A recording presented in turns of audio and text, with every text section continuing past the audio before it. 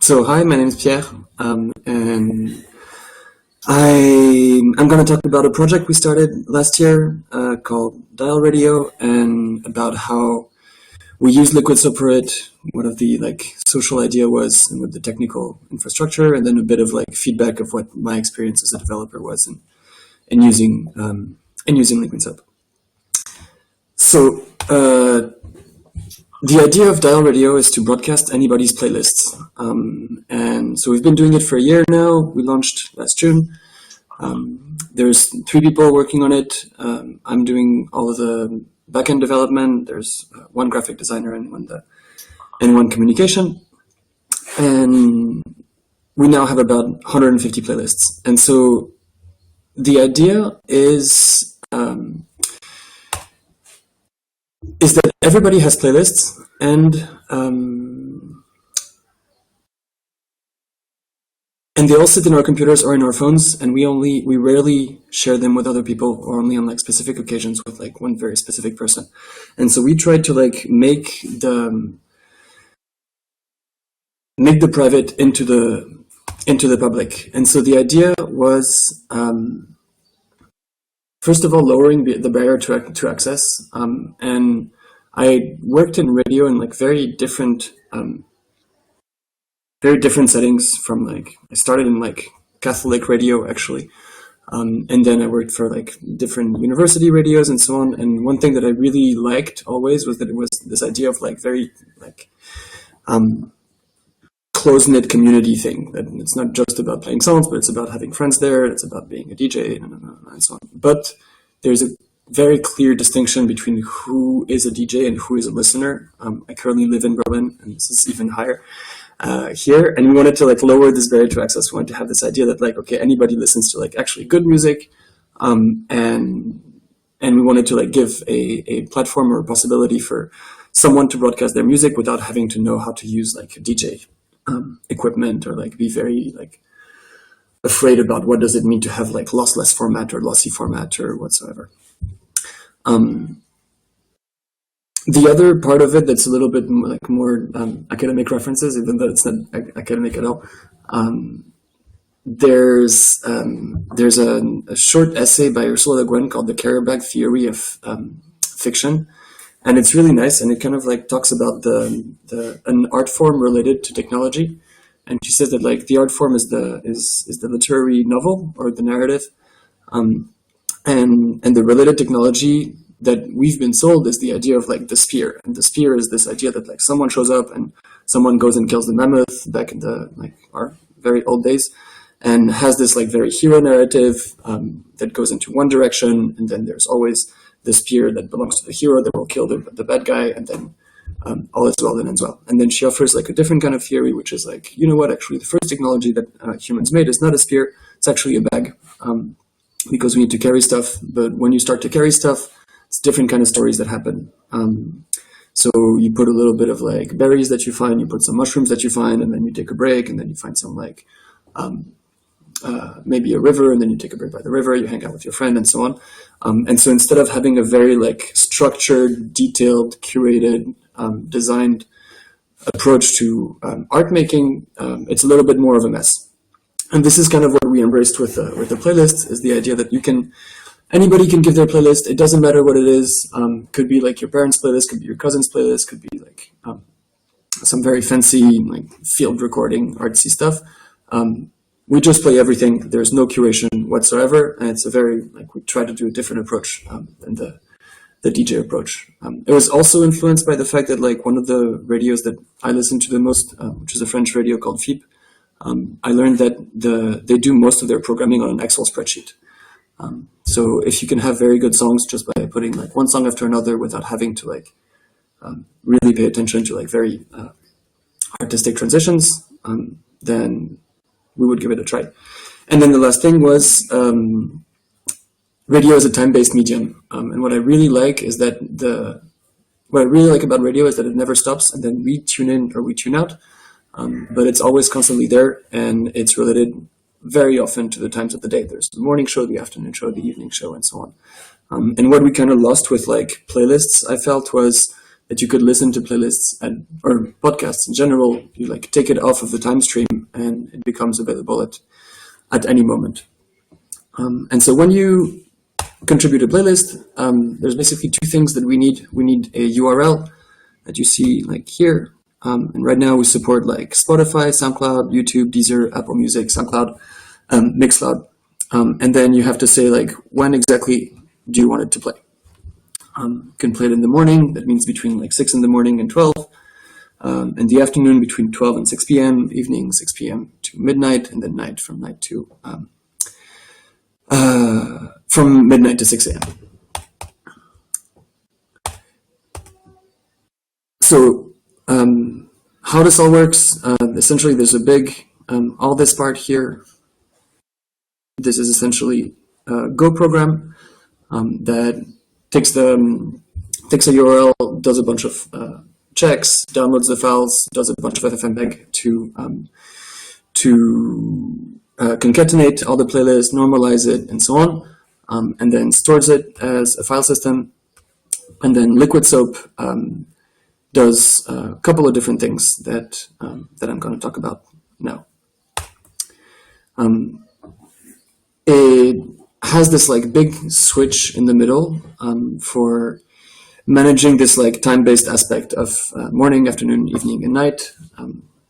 These we call slots. They have 6 hours, and then we put whatever we want in, or we fill those 6 hours with playlists. And we have either listener-contributed playlists, the ones that you saw with the like contribute form, and we have automatic playlists that kind of fill up this the remaining gap. So, if, for instance, if we have one playlist that's 4 hours, another playlist that's 1 hour, and then we have 1 more hour to fill in the gap, then we just play our back catalog, so to speak. So that's really the core of it. That was the really nice part because it wasn't, since it's like cyclic and has to happen like every 6 hours. I wasn't quite sure how to deal with the clock, but then the switch kind of like solved it very, very nicely. So there's some folders with the playlists, and they're being played at the end of each part of the day. We have this function you see here, which is the request rotate. Basically, it calls the Go process, and it says, "Hey, I'm done playing this like Monday morning playlist. Move all of these files away from this folder, and then find out which are the playlists from the morning that are the least played. Put them all together into a new slot, and then put them in the folder." Works fairly well. There are some bugs where like we're moving the files too fast, and then we get this very, very ominous warning from Liquid Soap saying like, "Looks like the file is gone. Do not do this," with like a lot of exclamation marks. So it's on our to-do list. The other nice thing is when the listener playlists are done, what I was mentioning is that we need to like have those filler playlists. So we have a bunch of like single MP3 files that get randomly chosen as an addendum playlist, and then every time the song is over, it does an API call and generates the playlist on the fly.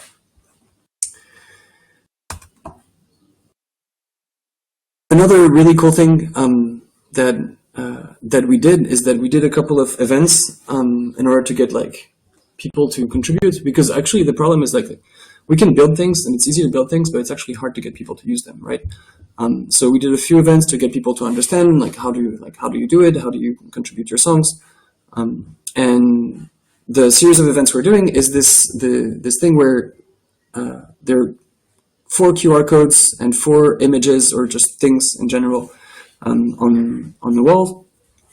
And then each of those 4 things represent morning, evening, afternoon, night. You scan the QR code, and then you have a little form that says like, "Hey, what do you think about this song?"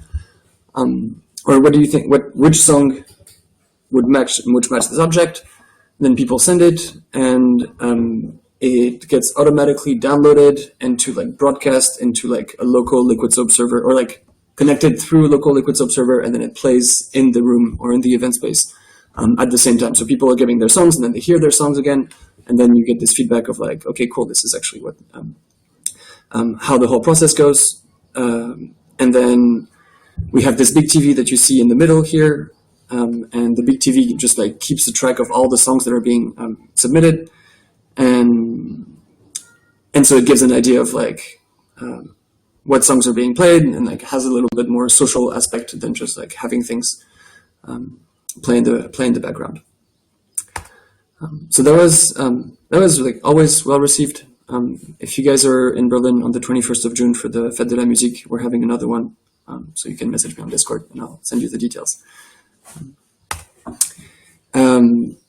About like feedback of like me using Liquid Soap for a year-ish now. Simple and reliable. It took me a while to get into a camel, but for anyone who's like new to programming languages, one thing that works really well for me is that every year there's this thing called the Advent of Code, which gives you like very simple tasks, and it's a very nice way to like learn a new language. So I did the Advent of Code in OCaml and then get a bit more familiar. Community is super nice, both the Discord and the issues, like the quickness of response of Romain is really, really, really incredible. Like, thank you very much. I do have to say that I still have problems with online documentation, and it's hard to navigate, and I just rely on the PDF. And the book is really good. I feel like it's the 80s again, learning programming with PDF books. In general, I had issues with like implementing AAC and like doing like shared libraries. I think that it's out of the like Liquid Soap scope, but that was a small pain point out of full disclosure. I'm still figuring out how to do smooth deploys in the sense of like how do I deploy a script and it restarts without breaking the current broadcast. If anybody has like references or tips for how to do this, would be super happy. And setting a testing environment, it took me a while in order to be able to test all these different loops and this like mechanics and so on. And I guess that's just the nature of the beast, and that it has to be like fairly custom. And I wonder if there could be like some, if there is a tutorial somewhere on how to set up testing environment or best practices for it. There's a little bit in the book, but I wonder if there could be a webpage. And in general, I still have kind of issues with like mental model of like events and sources. And so for instance, like I'm running out of time, so I'll just jump to the last one. But like at the end of each song, we want to like specifically for those auto-generated playlists, we want to like do an HTTP request at the end of a song. And I was rereading the code this morning, and then turns out we're using both on end and on leave, and it works. So I don't ask questions, but I'm sure there's one that's extraneous. One source has on end, one source has on leave. They have the same handler, but it's not duplicated. I'm not quite sure. It's magic.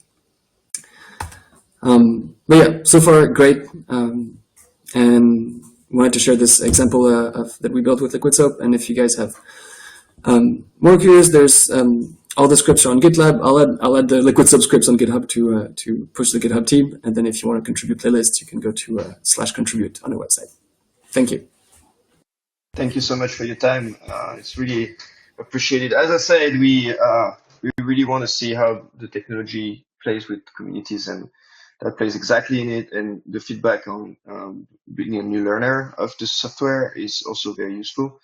To your specific last question, on-leave is an internal thing. It probably should not have been exposed. It's related to the life cycle of the source when it gets connected to a clock and when it gets disconnected to a clock. I think it's even removed in 2.3.